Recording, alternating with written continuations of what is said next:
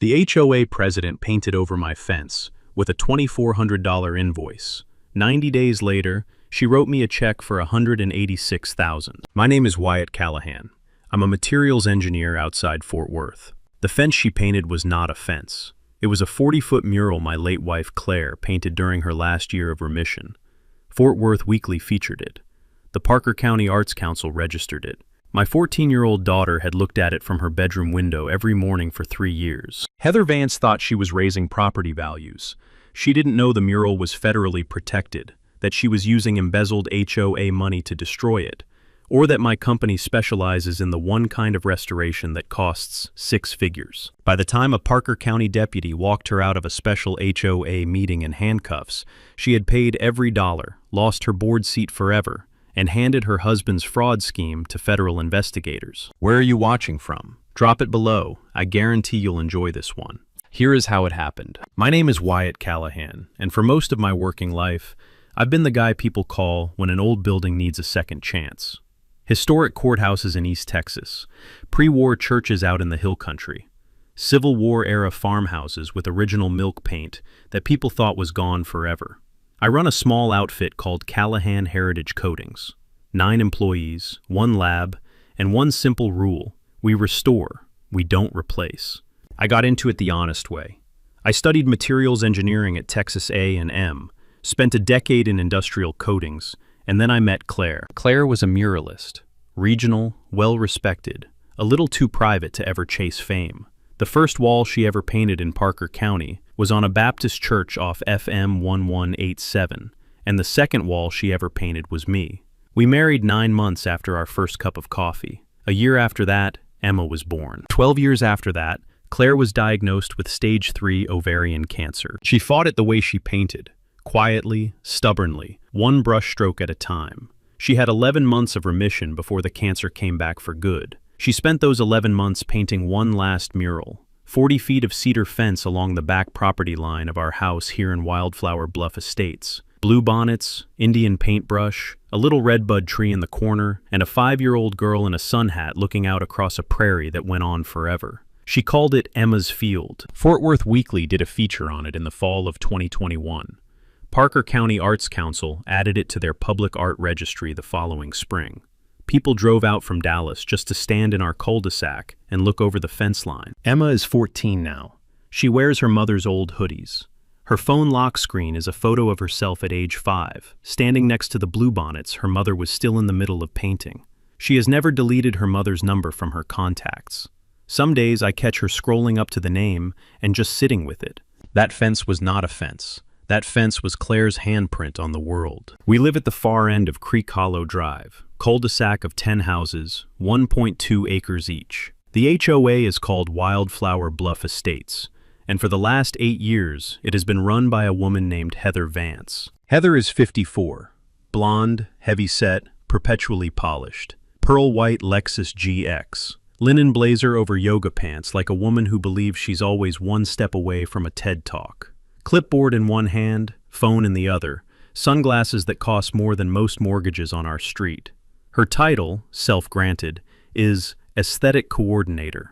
Any resident who has ever disagreed with her has received a 47-page attachment citing bylaws nobody has ever voted on. I flew down to Austin on a Tuesday morning to speak at a heritage preservation conference. I was gone exactly 2 days.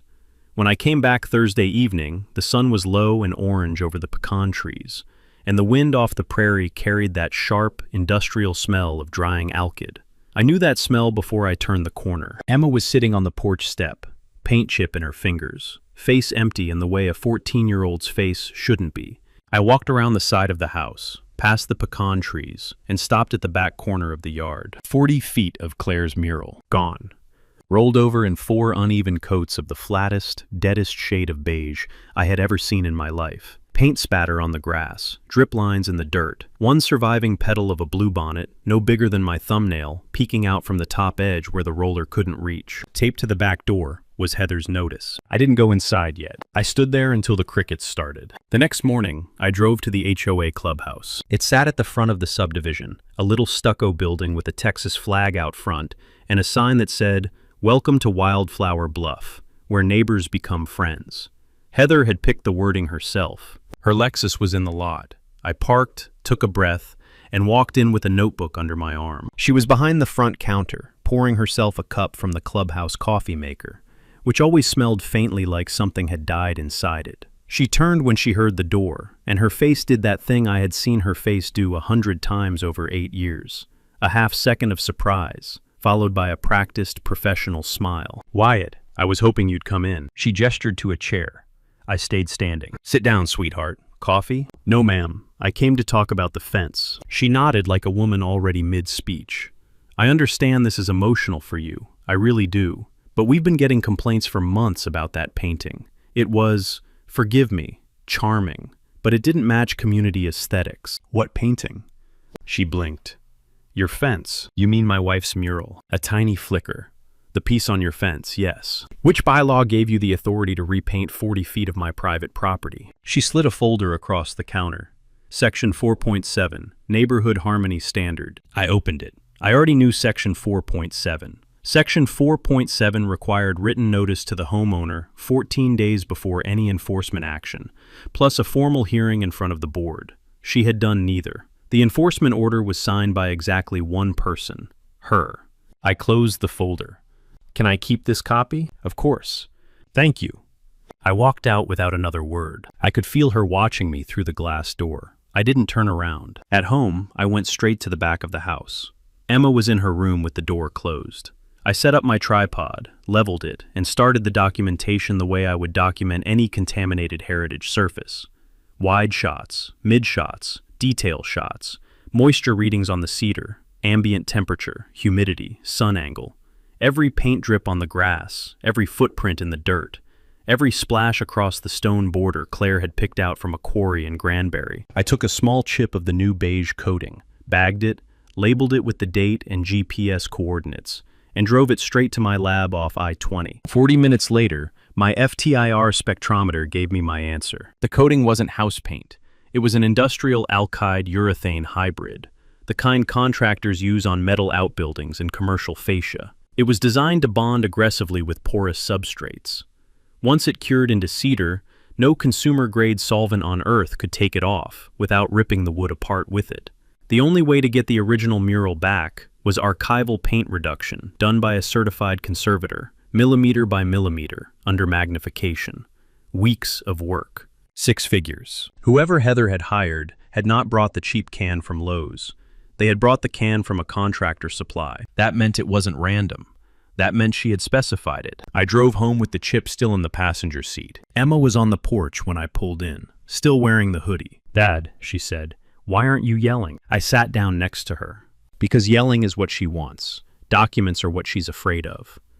"Are you going to make her pay?" I looked at the fence, at the one little bluebonnet petal still hanging on above the top rail. "I'm going to make her pay the exact number this costs to fix. Not $1 more, not $1 less." "Is it a lot?" "Baby, it's more than her Lexus." She almost smiled. That night, after she fell asleep on the couch watching one of Claire's old art documentaries, I sat on the back step with a chip of beige in my palm and said quietly, "Claire, I'm not going to let this one go." In my shirt pocket, my phone was still recording. Saturday night, right as I was pulling a tray of chicken out of the oven, there was a soft knock at the door. Lorraine Patterson. Lorraine lived 4 doors down, 68, widowed 6 years ago when her husband George went out for the morning paper and never came back. She had the kind of quiet southern dignity that made you stand up a little straighter when she walked into a room. She was holding a blackberry pie, and she looked nervous. "Wyatt, honey, I need to talk to you. Is Emma home?" "She's upstairs." "Good." She sat at my kitchen table and pushed the pie toward me like an apology. I should have said something 3 years ago. She told me that in the spring of 2022, Heather had decided the stone patio behind Lorraine's house was weathering poorly, and had scheduled a courtesy reseal. Lorraine was 72 hours into grief after George's funeral. A crew showed up on a Monday morning and poured 4 inches of gray concrete directly on top of the limestone that George had laid himself, by hand, in 1999. When Lorraine objected, Heather slid an invoice across her kitchen table for $1,800. Lorraine paid. I was alone, Wyatt. I didn't know what else to do. Did anyone else get hit? Honey, I think a lot of us did. We just don't talk about it. Sunday morning, Earl Hargrove walked over with 2 coffees from the Weatherford Dutch Bros. Earl was 72, a retired Parker County budget administrator, a man who spent 30 years watching people try to hide money inside county line items. He had a laugh like a rock slide and a memory like a filing cabinet. He handed me a coffee and sat on the back step next to me, looking at the sad beige rectangle where Claire's mural used to be. "Son," he said, "I looked at the business license of the crew that painted your fence, ran it through the Texas comptroller. That LLC shares a registered agent with Vance Legacy Homes, Paul's company." Paul, Heather's husband, yes. He pulled a folded piece of paper out of his shirt pocket and handed it to me. Print out from SOS Direct. Texas Business Organizations Code Section 3.151 makes every LLC's registered agent a matter of public record, and for $1 fee, anybody can pull it. The agent listed on both entities was the same Weatherford attorney. "Earl," I said slowly, "are you telling me the HOA is funneling work to her husband's company?" "I'm telling you to watch the money." Monday's mail brought a registered letter from Heather, $600 additional assessed for failure to acknowledge aesthetic improvement within the prescribed reconciliation window, warning that non-payment within 30 days would result in a formal HOA lien filed against my property. Clipped to the letter was a photocopy of Article 7 of the Wildflower Bluff Estates bylaws, as amended February 2023. I walked straight to my filing cabinet. I pulled my original HOA packet from when Emma and Claire and I moved in back in 2019. I flipped to Article 7. The 2019 version was 3 paragraphs long. The amended 2023 version was 16 paragraphs long and included an entire section titled Aesthetic Enforcement and Cost Recovery. Texas Property Code Section 209 requires any amendment to HOA bylaws to be approved by majority vote of record owners, and the amendment has to be recorded with the county clerk. I pulled up the Parker County Clerk's online database on my laptop. Nothing. Heather had rewritten the bylaws herself, in private, and mailed a copy to herself as if it were law. I spent Monday night drafting an email, not to Heather, to all 84 residents of Wildflower Bluff Estates. Subject line: Important, your HOA voting rights under Texas Property Code 209. I attached the 2019 bylaws and the amended 2023 bylaws side by side, highlighted the discrepancies, and cited the statute. I hit send at 11:47. My phone started buzzing within 6 minutes. Saturday after that was the community barbecue at the clubhouse. Heather showed up in a mint green linen blazer and sunglasses, even though the sun had already set, carrying a store-bought bouquet of daisies. She circled the room, looking for Emma. She found her by the lemonade table. "Emma, sweetie, I hope you understand that the new paint just looks so much cleaner." Emma turned to face her, calm, 14 and somehow older than the woman in front of her. "You erased my mother." Then she walked away. Heather stood there holding her daisies, mouth half open, eyes darting around for anyone who would make eye contact with her. Nobody did. I was 10 feet away. My phone was already recording. Monday morning, my phone buzzed at 6:45. Text from a number I didn't have saved. "Meet me at Dutch Bros on FM 1187. 9 o'clock. Alone. Vernon Crow." Vernon was the HOA treasurer. 61, a retired CPA, always wore a pressed button-down, even at the community picnic. The kind of man who balanced his checkbook the same day the statement came in. I had said maybe 50 words to him in 7 years. I got there at 8:50. He was already in the corner booth, with both hands around his coffee, staring at it like it owed him money. He looked up at me with the tired face of a man who had been losing sleep for a long time. "Wyatt, I'm going to hand you a USB drive. If anybody asks, you got it from a leak inside the association. You don't know me. Is that understood?" "Yes, sir. I have a wife with a pacemaker, a grandson who plays t-ball, and I am 3 months from retirement. I have wanted to do this for 2 years. You finally gave me the cover." He slid a little metal stick across the table. "That's the full general ledger for the association. 3 fiscal years. I've been quietly keeping a shadow copy at home because I didn't trust her anywhere near the books. In that drive, you will find $47,000 paid out to a vendor called Aesthetic Coordination Services, LLC. Every dollar signed off by Heather. That LLC has one member, Heather." I sat back in the vinyl booth. "Why me, Vernon?" "Because my wife loved that mural. She paints. Little watercolors, not murals like Claire did.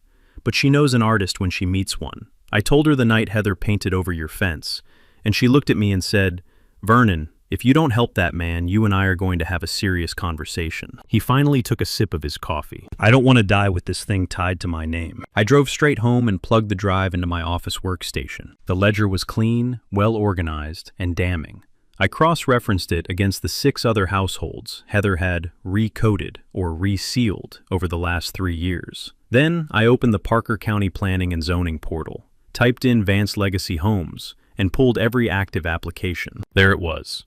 A zoning variance request filed 11 weeks ago. Vance Legacy Homes was proposing Wildflower Bluff Phase 2, a 78-unit luxury infill expansion immediately adjacent to our existing neighborhood. The application included a target acquisition map. Highlighted in yellow were 9 specific lots the developer wanted to consolidate. 7 of those 9 lots belonged to households Heather had harassed. 2 had already sold to Paul Vance's company at below market value in the last 18 months. Mine was circled in red. I sat back from the screen and said quietly, to no one, "Son of a." Wednesday morning at 3:47 a.m., my Ring camera pinged. 2 men in reflective vests were in my front yard, hammering a large metal sign into the lawn. "For sale by HO, a compliance auction." No phone number, no broker, no permit. A complete fabrication. I watched it live on my phone from bed. Emma heard me moving and came to my doorway in her hoodie. "Dad, what's happening?" "The HOA just committed trespass and false advertising on our lawn at 3:45 in the morning. That's illegal, right?" "Spectacularly." She climbed onto the bed next to me, and we watched the 2 men finish setting the sign. The Ring camera caught both their faces. Both wore embroidered polos that said, "Vance Legacy Homes." One of them paused to adjust his cap and looked directly at the camera for a solid 3 seconds. "Thank you, friend." As soon as the men drove off, I walked outside barefoot in my pajamas and pulled the sign out of the ground. I set it flat on the driveway, took a time-stamped photo of it, and emailed the video and the photo to Isabel Whitman, my attorney, with a copy to the Parker County Sheriff's Office and the entire HOA board. Subject line: Trespass and false advertising, 4:02 a.m., April 22nd. Further action forthcoming. Emma stood at the front window watching me. When I came back inside, she said, "Dad, she's done, isn't she?" "Not yet, baby, but she just handed us the rope." Isabel Whitman called me at 9 a.m. She was a white-collar defense and property rights attorney out of Fort Worth, 15 years in, already reading my evidence packet when she picked up the phone. "Wyatt, I've been practicing for a long time.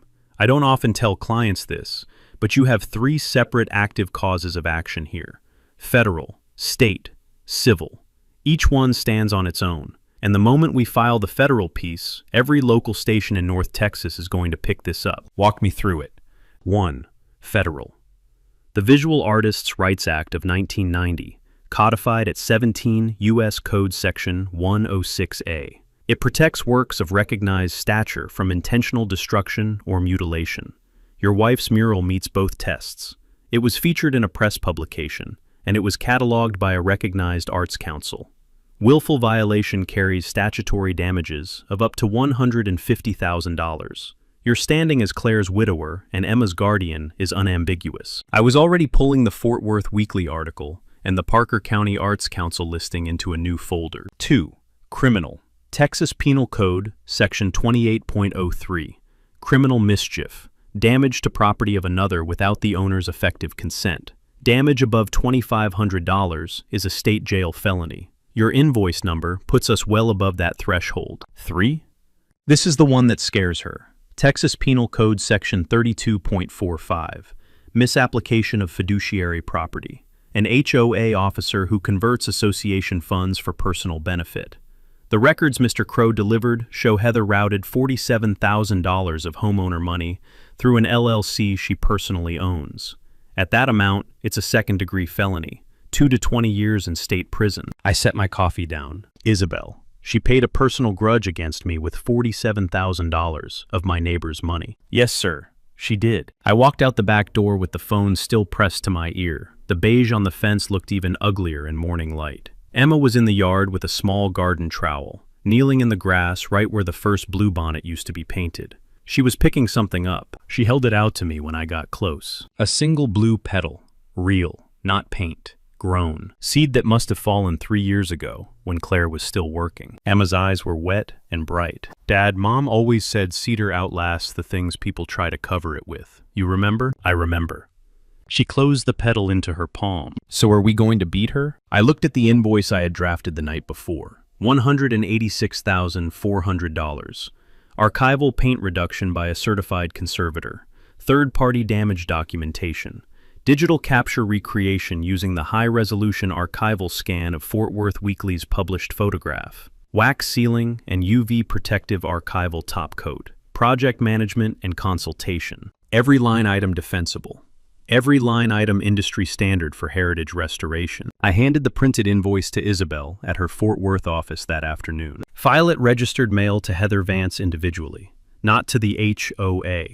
Personally, happily, and carbon copy Paul Vance, Vance Legacy Homes, and the full HOA board. Happily, I drove home. I walked to the back of the house. I put my hand on the cedar, on the exact panel where Emma had stood in her sun hat 20 years ago.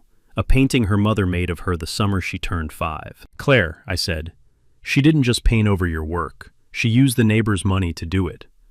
The wind moved through the pecan trees. I took that as a yes. I turned my garage into a war room, not because the situation demanded theatrics, but because paper needs space. 4 corkboards, 3 folding tables, and a whiteboard that used to carry Emma's homework schedule now carried a 3-lane timeline. Federal case on top. Criminal referral in the middle, HOA reform vote on the bottom. I pinned Heather's first notice on the far left, the invoice for $186,400 on the far right. Everything else was arrows in between. Isabel came by on a Tuesday evening with 2 thick accordion folders and a bottle of Topo Chico. Earl brought his yellow legal pad from 30 years of county budgeting. Lorraine brought a chicken casserole because Lorraine always brought a casserole. Vernon came in last, checked over both shoulders before stepping inside, and finally exhaled for what looked like the first time in months. Gentlemen, ladies, let's run it, I said. Isabel spread her folders across the first table. Federal. I'm filing Callahan, individually and as guardian of the estate of Claire Callahan, versus Vance, individually, Vance Legacy Homes, and Wildflower Bluff Estates HOA, Northern District of Texas. Statutory damages under VARA plus compensatory damages for the documented restoration cost. I'm filing Monday. Earl tapped his legal pad. State criminal. I've written up the evidence memo for Parker County District Attorney, including Vernon's ledger, the SOS direct pull on aesthetic coordination services, the planning and zoning target map for Phase 2, and the ring camera footage from the sign incident. I'm walking it into the sheriff's office myself, tomorrow at 8 a.m. Vernon nodded slowly. I'll be a named witness. You sure, Vernon? I've been sure for 2 years. You just gave me the paperwork. Lorraine spoke up quietly. I want my name on the witness list, too, for what she did to George's patio. I looked at her. You don't have to, Lorraine. Honey, I absolutely do. George would be ashamed of me if I didn't. I wrote her name in blue marker under Vernon's. 3rd lane. HOA reform. Texas Property Code Section 209.00592 lets any 30% of resident homeowners petition for a special meeting to remove a sitting board president, audit the books, and call a reform vote. 84 households times 30% equals 26 signatures. Earl had been working the cul-de-sacs with Lorraine for 4 days already. He set a clipboard on the table and read off the number. 48 signatures. 57%, and I haven't hit Sycamore Loop yet. I let out a breath I didn't know I was holding. Keep going. I want 60% by Saturday. A quiet knock at the side door. Hollis Bennett, Fort Worth Star-Telegram. 41, black blazer, reporter's notebook in her left hand, tape recorder in her right. Isabel had vetted her. Mr. Callahan, I'm not here tonight as a reporter. I'm here to ask your permission to be your reporter when the moment is right. I've been tracking Vance Legacy Homes for 11 months on a separate beat. 2 former employees have called me with concerns. A competing developer called me last week about Phase 2. I believe your story and my story are the same story. I looked at Isabel. Isabel nodded. Coordinated release, Ms. Bennett? Exactly that. Your special meeting is when? 3 weeks, Saturday night, 7 p.m. I'll be in the room. My story posts the moment the sheriff arrives. You believe the sheriff will arrive? She smiled a small, sharp smile. Mr. Callahan, I read your evidence packet. The sheriff will arrive. After everyone left, Emma came down to the garage in pajamas and handed me a thumb drive. That's the high-res scan you asked for, from the weekly article. Thank you, baby. She lingered. Dad, what if she still wins? I pulled out a chair for her and sat across. Heather is not fighting to win anymore. She's fighting not to lose what she thinks she is. That's a different kind of fight. She'll make bigger mistakes now than she's made all year. What do I do if she tries to scare us? You come find me and you record. Everything. Emma nodded once, slow. Before bed, I made 4 identical backup USBs of the full evidence package. 1 to Isabel, 1 to a second attorney outside Parker County, 1 to Hollis Bennett, 1 to the safe deposit box at my credit union. No single drive could disappear quietly. I locked the garage, turned out the lights, and looked at the whiteboard. 3 lanes. Every arrow pointing to the same Saturday. Heather received the invoice on a Thursday. $186,400. Registered mail. Signed receipt. By Thursday evening, Paul Vance's black F250 was parked in front of Heather's house, along with 2 other vehicles that did not belong to residents. One had a dealer plate from a Fort Worth luxury lot. The other was a Lincoln Navigator with a Bar Association parking decal. Earl's friend, who worked clubhouse maintenance after hours, happened to walk past the open front window with the trash bag and happened to hear the phrase, 3 felony counts, more than once. On Friday, the counterattack started. It came in the form of a mailer stuffed into every door on Creek Hollow Drive. Peach-colored envelope, return address, Wildflower Bluff Estates HOA Transparency Committee, which did not exist. Inside was a printed letter, unsigned, warning residents that a recently bereaved homeowner, no names, but obvious, was using a grief-driven personal vendetta to hijack the HOA for financial gain. Attached was a long-lens photograph of me sitting on my back step, holding the chip of beige paint, taken over the fence line, from a car. Lorraine brought her copy to my house at 10 the next morning. Wyatt, this is defamation, and this picture was taken off your property. I know. What do? We save it. Isabel wants every copy. Lorraine held on to hers like it burned her hand. That afternoon at the community mailbox bank, she read the entire letter aloud to 7 neighbors who had come out to check their boxes. She did not raise her voice. She simply read. By dinner, the residents' group chat had 912 messages in it. Not one of them defended Heather. Monday, Heather announced an emergency community harmony fundraiser to protect the HOA from frivolous litigation. $300 per household, voluntary but strongly encouraged. 7 homeowners paid. 77 did not. Vernon, still officially the treasurer, reported to me that the 7 payments were deposited into a new checking account opened 48 hours earlier. Account name, Vance Legacy Partners Reserve. Signatory, Paul Vance. Not $1 touched the HOA ledger. Isabel added that to the civil filing Tuesday morning. Tuesday afternoon, I got a call I wasn't expecting. Tanner Whitlock, senior investigator with the Consumer Protection Division of the Texas Attorney General's office. Isabel had forwarded my evidence packet laterally, and it had landed on his desk along with 2 unrelated complaints about Vance Legacy Homes already open in his file. Mr. Callahan, I'm not calling to promise anything. I'm calling to tell you the state is now interested. My office will coordinate with Parker County DA. Thank you, sir. One favor, don't go public with my agency's involvement until we tell you. We want the HOA president to keep behaving like she's not being watched. She's giving us more evidence every 48 hours. Yes, sir. I hung up and looked at Emma. Her ceiling just got lower. Wednesday at 11:15 p.m., my ring cam pinged again. Figure in a hoodie at the back corner of the property with a spray can in his hand, trying to tag what remained of the fence with red paint. I walked to the French doors. Motion light kicked on. The man looked up. It was Dustin Vance, Paul's younger brother, 28. Carried a 12-pack of Lone Star under his other arm like a pro. I dialed 911, calm as a man ordering coffee. Yes, ma'am. This is Wyatt Callahan, 23 Creek Hollow Drive. There's a man in my backyard spraying paint on my fence. Ring camera has him on video, not armed that I can see. Please send a deputy. 7 minutes later, 2 Parker County cruisers rolled up with lights off. Dustin tried the fence line and tripped directly over Lorraine's pampas grass at his sister-in-law's lot next door. He was cuffed on the sidewalk in under a minute, already complaining about his brother. Paul told me to do it. He said $5 grand. He said just mess it up a little. Body cam running. Deputy Whitfield already on scene. Whitfield looked at me over the cruiser hood. Slight nod. We're gonna want a statement, Mr. Callahan. Tomorrow morning, if that works. I'll be at your office at 8. Emma came down the stairs in her pajamas, sleepy, eyes wide. Dad, did they arrest someone? They arrested Paul's brother, and Paul's brother just named Paul on camera.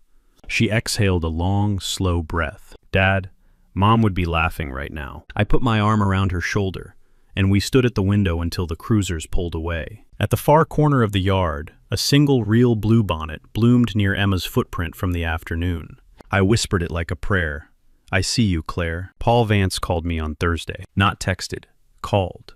Voicemail at 11:15 a.m. Unhurried. Thick with the easy confidence of a man who believed his checkbook had never lost an argument. Wyatt. Paul Vance. Listen, I think we've all let this get a little bigger than it needed to. Let's grab a coffee. Just you and me, man to man. Keep everybody's names out of the newspaper. I listened to it twice. I forwarded it to Isabel. I texted back a single line. Beans and Barley, Weatherford, 2 p.m. today. Beans and Barley is a family-owned roastery on the Parker County Courthouse Square. Exposed brick, creaky hardwood, the kind of place where a recording sits cleanly under the hiss of the espresso machine. Texas is a one-party consent state under Texas Penal Code Section 16.02. I did not need his permission to record. I needed his permission for nothing. Paul came in wearing a cream blazer over a polo, cowboy boots polished to a showroom gleam, watch bigger than my daughter's fist. He stood at the counter like he owned the roastery. He slid into the booth across from me, folded his hands. Son, I want to make this quick. We've watched your wife's passing. We respect what she built. You're a smart man. You know how much damage a long lawsuit does to everybody. Go on. My company is prepared to buy your house for $800,000. Market right now, comparable sale, is $620,000. You walk with $180,000 you would never have seen. The invoice quietly goes away. The criminal referrals get rescinded. Your daughter's college fund is handled. We all move on. I took a slow sip of black coffee. Paul, why do you want my house so badly? He smiled like a man who had been waiting to explain. Synergy, Wyatt. Phase 2 works better if Phase 1 and Phase 2 sit on a harmonized aesthetic. The existing HOA board has veto power on the merge under the Master Declaration. Heather is the chair of that vote. You see the picture. I see the picture. Then we have a deal? No. The smile cracked along the edges. Son, don't make this ugly. Paul, you just confirmed your wife has been sanctioning HOA decisions for the financial benefit of your private development company. You confirmed that on the record. I'm going to ask you once more, for the back half of the recording. Is your wife using her HOA role to harm homeowners whose properties you intend to acquire for Phase 2? The blood left the bottom half of his face. Turn that off. It was never off. He stood up fast enough to tip his coffee. Brown stains spread across the wood table. You don't know who you're dealing with. I think I do. And I think you don't realize you just handed me the motive for every single one of my filings. He walked out without paying for his cappuccino. I sat there for 40 seconds. Then I emailed the audio to Isabel, to Tanner Whitlock at the AG's office, and to Hollis Bennett. 3 recipients, 3 minutes. Cloud sync confirmed. I left a 20 on the counter for the barista and told her I was sorry about the mess. Back home, Heather tried the last move she had left. She called an emergency HOA board meeting, attended only by herself and 2 loyalist board members, and voted to administratively remove my family from the resident registry, which would have barred me from attending the special meeting scheduled for Saturday, a move that violates Texas Property Code Section 209.00592 on its face. Isabel filed an emergency injunction with the Parker County District Court within 90 minutes. A district judge signed the order by 4 p.m. Heather was personally served at her front door at 5:40. Process server got her in a bathrobe, hair in foils, face frozen mid-treatment. Earl and Lorraine finished their final canvas that night. 67 signatures, over half the subdivision. Hollis Bennett posted a preview piece online at 7 a.m. Friday, 1 day before the meeting. Parker County HOA president, facing multiple felony allegations ahead of unprecedented residents' vote. 3,000 shares in 6 hours. The local NBC affiliate called Isabel at 10. CBS 11 called at 11. A producer from KXAS asked if a camera crew could be inside the clubhouse Saturday night. Isabel quietly said, yes. Meanwhile, somewhere in the Cayman Islands, at 2 a.m. Friday, an unusual $340,000 wire transfer tried to leave Paul Vance's primary business account. The bank's automated flag caught it inside of 90 seconds. Tanner Whitlock got the ping before sunrise. Friday night, I sat with Emma on the back step. I unrolled a sketch, a new mural, bluebonnets, a silhouette of a woman with a brush tucked behind her ear, and 3 younger hands painting around her. Emma's idea. Dad, when this is over, can we paint it? Baby, we're going to do more than that. We're going to teach 3 young painters how to paint the next one too. She leaned her head against my shoulder, and we listened to the crickets in the Texas dark. Tomorrow was Saturday. Saturday, 7 p.m., the Wildflower Bluff Clubhouse. It was the fullest I had ever seen that room. Residents from 80 of the 84 households. Folding chairs in every aisle. Standing room along the back wall.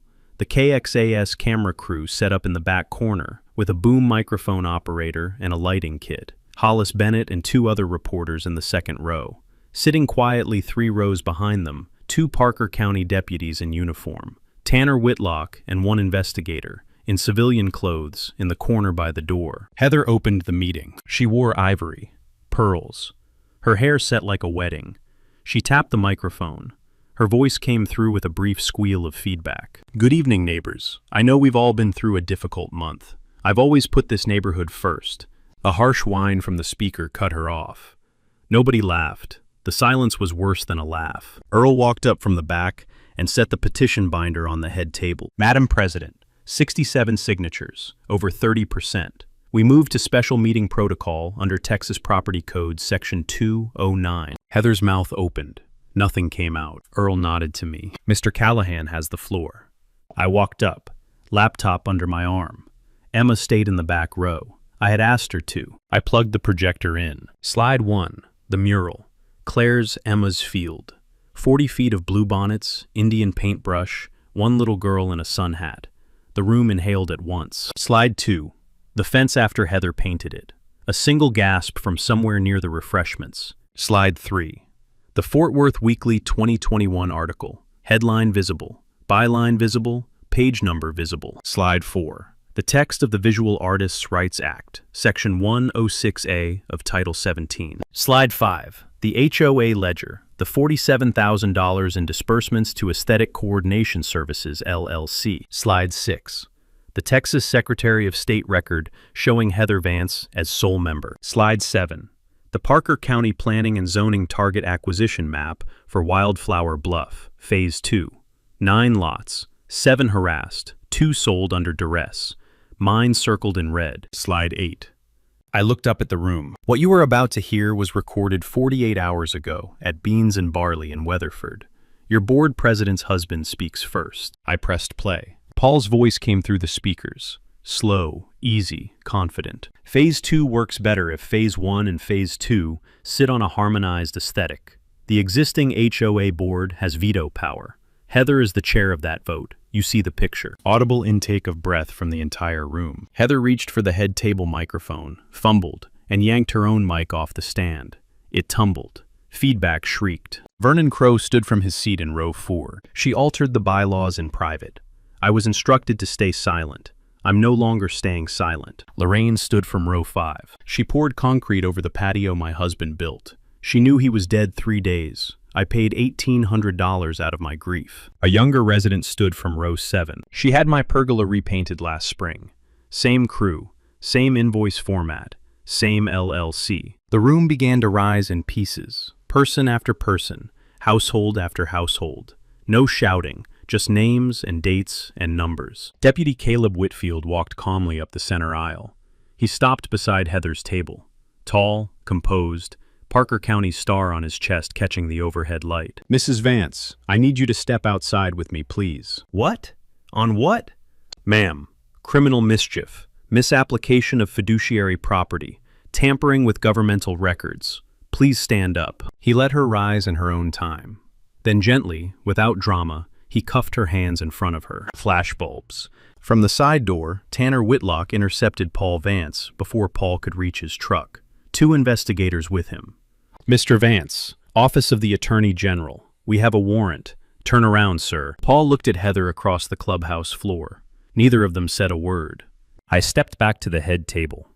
I laid the invoice face up on the wood. $186,400. Mrs. Vance, payable in 14 days. If it isn't, it becomes the compensatory damages demand in a federal lawsuit that will be filed Monday morning in the Northern District of Texas. Heather stared at the invoice as Whitfield guided her toward the side exit. Earl stood, looked at the room. I move we nominate Wyatt Callahan as interim HOA president. I shook my head. Nominate Earl Hargrove. He ran Parker County's money for 30 years. He can run the money for this street. The vote was 83-0. Outside, the Texas sky was the deep blue Claire always called, the hour just before she could finally see real color again. Emma walked to me through the thinning crowd and slid her hand into mine. Hollis Bennett was already typing at her laptop on a clubhouse table. Her story posted at 11:47 p.m. that night. Headline: The HOA that painted over a widower's memorial and the repair bill that took it all down.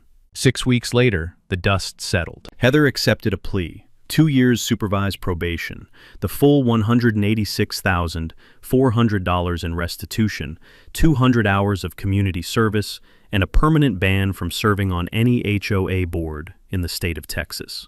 The restitution cleared her personal savings and the second mortgage she and Paul had taken on their Lexus. Paul Vance was indicted by a federal grand jury on wire fraud, securities fraud, and real estate fraud related to the attempted Cayman transfer and the Phase 2 acquisition scheme.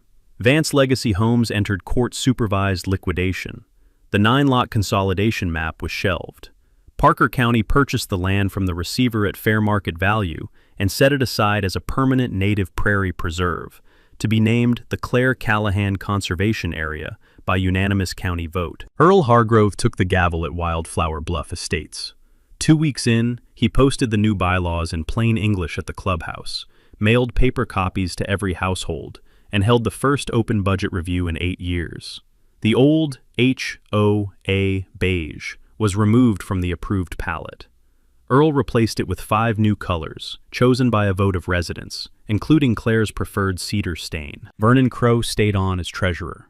This time, people thanked him when they walked past the clubhouse. The restitution money did not stay in my account for 24 hours. $120,000 went straight into a new fund at the Parker County Community Foundation, the Claire Callahan Mural Scholarship. 3 young muralists are funded every year, each commissioned to paint a public mural somewhere in Parker County after a community vote on the location. $40,000 founded the Wildflower Bluff Memorial Garden, a half-acre of native bluebonnets, Indian paintbrush, and redbud trees planted on the common strip behind the clubhouse. A small cedar plaque carries the names of every family Heather harassed in her 8 years running the board, including Lorraine and George Patterson. $26,400 went to the Parker County Legal Aid Society, earmarked for homeowners in future HOA disputes. Lorraine came by on a Wednesday evening with a blackberry pie and a smile I had not seen since before George died. Wyatt, honey, they put George's stone patio back. The county even matched the limestone. I heard, Lorraine. I sat on it for an hour last night. I think he knows. On a clear Saturday in late May, Emma led 3 young scholarship painters along the cedar fence behind our house. She was 15 now. She had grown an inch in a month and a half. They worked for 3 full weekends. The new mural kept every bluebonnet Claire had laid down. It added a small silhouette of a woman with a brush tucked behind her ear at the far left corner. At the far right corner, Emma painted herself as she is now. Hoodie, jeans, holding a brush of her own, standing in the field her mother had imagined her standing in forever. We unveiled it on Memorial Day. Earl cut the ribbon. Vernon read a short passage. Lorraine cried the way only a widow can cry when she sees beauty stand back up. That evening, long after the neighbors had drifted home, Emma and I sat on the back step with a pitcher of sweet tea between us. Dad, she said, I didn't think she'd actually go to jail. She didn't, baby. Not really. She lost control. That was her prison. Do you think Mom saw it? I looked at the fence. I looked at the silhouette of the woman with the brush. Your mother never painted anything that could really be erased. Just, occasionally, covered up for a little while. And once the covering comes off, the real thing is still underneath, waiting. Emma leaned her head against my shoulder. The Texas dusk turned purple over the pecan trees. Friends, if you have ever been bullied by an HOA, tell me your story in the comments below. The biggest victories always start with one person who refuses to stay quiet. And if this story put a little fire back in your chest, hit that subscribe button, because next week I'm telling you about an HOA that tried to block a Memorial Day parade from crossing a private road. One retired Marine colonel shut the whole thing down. He didn't raise his voice once. You won't want to miss it. Until then, keep your receipts, keep your records, and keep painting. Friends, I want you to sit with one image from this story before you go. A 14-year-old girl on a post step holding a chip of beige paint in her hand. That is what an HOA with unchecked power looks like at ground level. Not a bylaws argument. A child watching her mother's last gift disappear under a roller. Heather Vance did not lose this fight because Wyatt Callahan yelled louder. She lost because he kept every receipt, photographed every pin drop, put every public record, and refused to react emotionally. Documents beat volume every single time. If you own a home inside an HOA, do 3 things this week. Prove your current bylaws, prove the version you signed at closing, put them side by side. Section 209 of the Texas Property Code and its cousin in most states exists to protect you from exactly the woman in this story. If you believe quiet people with good records deserve to win more often than loud people with fake authority, hit the like button and subscribe.